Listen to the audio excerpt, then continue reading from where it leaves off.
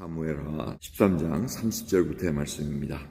저희가 길에 있을 때 압살롬이 왕의 모든 아들을 죽이고 하나도 남기지 아니하였다는 소문이 다윗에게 이르매 왕이 곧 일어나서 그 옷을 찢고 땅에 엎드러지고 신복들도 다 그 옷을 찢고 모셔 선지라. 다윗의 형 시므의 아들 요나답이 고하여 가로되 내 주여 소년 왕자들이 다 죽임을 당한 줄로 생각지 마옵소서. 오직 암논만 죽었으리이다. 저가 압살롬의 누이 다말을 욕되게 한 날부터 압살롬이 결심한 것이니이다. 그라운종 내 주 왕이여 왕자들이 다 죽은 줄로 생각하여 괴념하지 마옵소서. 암논만 죽었으리이다. 이에 압살롬은 도망하니라. 파수하는 소년이 눈을 들어보니 뒷산 언덕길로 여러 사람이 오더라. 요나답이 왕께 고하되 왕자들이 오나이다. 종의 말한 대로 되었나이다. 말을 마치자 왕자들이 이르러 대성통곡하니 왕과 그 모든 신복도 심히 통곡하니라. 압살롬은 도망하여 구술왕 암미올의 아들 달메에게로 갔고 다윗은 날마다 그 아들을 인하여 슬퍼하니라. 압살롬이 도망하여 구술로 가서 거한 지 3년이라. 다윗 왕의 마음이 압살롬에게 향하여 간절하니 암논은 이미 죽었으므로 왕이 위로를 받았음이었더라. 아멘. 압살롬이 결국 암논을 살해합니다. 그리고는 다른 왕자들은 혼비백산해서 막 도망갑니다. 그런 사이에 또 거기 현장에 빠져나온 사람이 정신없이 왕에게 보고를 했는데 그 보고가 왕자들이 다 죽었습니다. 이제 그런 보고가 되었다는 거죠. 그러니 이제 다들 이제 낙담해서 다윗은 어떻게 하면 옷을 찢고 땅에 엎드러졌다는 겁니다. 신복들도 다 옷을 찢고 모셔 섰다고 이렇게 얘기합니다. 슬픔이 극도로 취했다는 이러한 슬픈 과정에 누가 나타납니까? 이 요나답이 나타납니다. 요나답이 참 간교한 자입니다. 그 암논에게 걱정하지 마라 내가 다 말하고 이렇게 할 계교를 다 짜준 사람입니다. 이런 간교한 자는 슬픔이고 뭐가 개념치 않습니다. 그냥 자기 뜻만 그리고 자기가 내세워지기를 원합니다. 그러니까 탁 하고 걱정 마십시오. 암논만 죽었을 겁니다. 먼저 죽었고 압살롬은 벌써부터 그렇게 계획을 하고 있었습니다. 이렇게 얘기를 합니다. 이 사람이 참 묘한 사람입니다. 자기가 그렇게 알았으면 압살롬이 하지 않게끔 그럼 좀 계획을 하던가 뭐 좀 막던가 하지. 그걸 다 알았다는 듯이 얘기해놓고 암논만 죽었습니다 하고 이렇게 보고가 들어오니까 제 말대로 됐습니다. 또 이것까지 얘기합니다. 참 이런 자들도 있다는 겁니다. 자, 오늘 말씀을 보면 어떻습니까? 압살롬은 도망하여 도망했다는 얘기를 계속 강조하고 있습니다.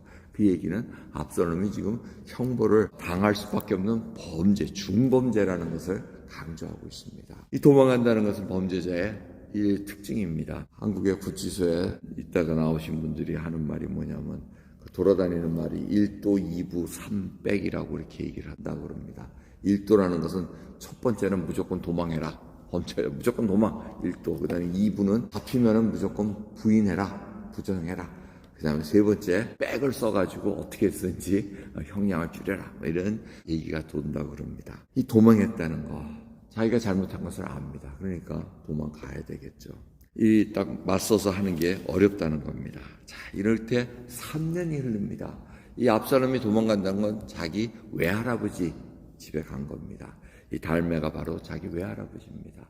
다윗이 정략적으로 결혼을 해가지고 압살롬을 낳은 것을 앞에 보셨습니다. 3년이 지나니까 이 다윗이 39절을 보시면 다윗 왕의 마음이 압살롬에게 향하여 간절하니 이렇게 하는데 이게 조금 의역이 된 겁니다. 사실은 다윗 왕이 압살롬의 가기를 그쳤더라라는 원문입니다. 그 얘기는 뭐냐면 이 분노와 이놈 자식을 하면서 이렇게 했던 것이 수그러졌다는 것을 얘기하고 그래서 간절하니 하고 이렇게 얘기를 합니다. 그래서 이제 압살롬에게 대해서 저 아들이 왕위를 계승해야 될 터인데 이제 이 생각까지 가고 있다는 얘기입니다. 부모의 마음이 이렇다는 것을 또 알게 해줍니다. 오늘 말씀을 통해서 여러분들도 각자 생각하시는 바가 있겠지만 저는 참 이 죄악의 결과들이 결국은 씁쓸하게 된다는 겁니다. 악한 자들은 나오고 악한 자는 계속해서 그 악한 일을 행하게 되고 또 악을 뿌린 자들은 또 그것을 당하게 되고 이게 믿는 자나 안 믿는 자나 상관없이 지금 얽혀서 살아가는 것이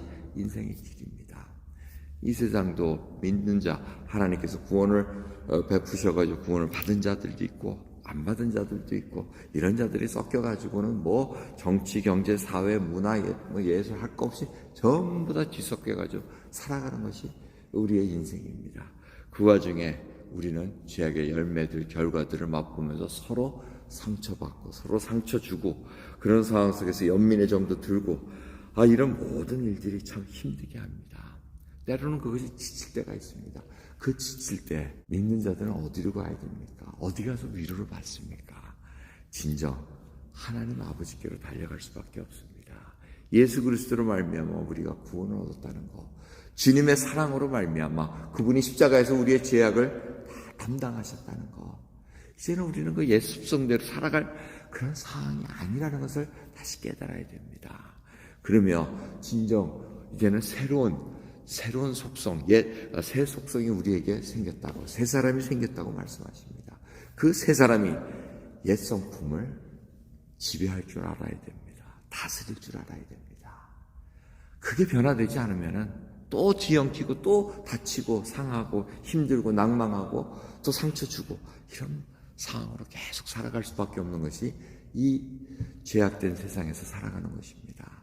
여러분, 오늘 옛사람이 새 사람의 성품으로 말미암아 지배되기를 소원합니다.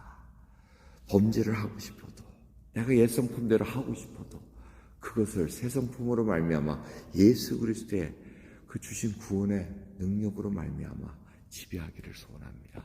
그래야 진정으로 시간이 흐름으로 말미암아 성령의 열매를 맺는 귀한 하나님의 백성의 길을 걸어가기를 소원합니다. 기도하겠습니다. 하나님 감사합니다. 오늘도 진정 예수 그리스도 앞에 우리들이 무슨 생각으로 살아가는가 정말 다시 한번 깊이 생각하게 하옵소서. 하나님 앞에 주님 은혜 받은 것 골고루 나눠줄 수 있기를 원하고 하나님의 그 원하시는 바를 이루어지기를 소원합니다. 진정으로 예수 그리스도의 복음을 전하는 하나님 백성 살아가길 원합니다. 이 뒤엉켜 사는 이 혼탁한 세상 속에서 믿는 자들이 하나님의 백성으로 드러날 수 있도록 오늘도 족한 은혜 부어주옵소서. 감사드리며 예수 그리스도의 이름으로 기도드립나이다. 아멘.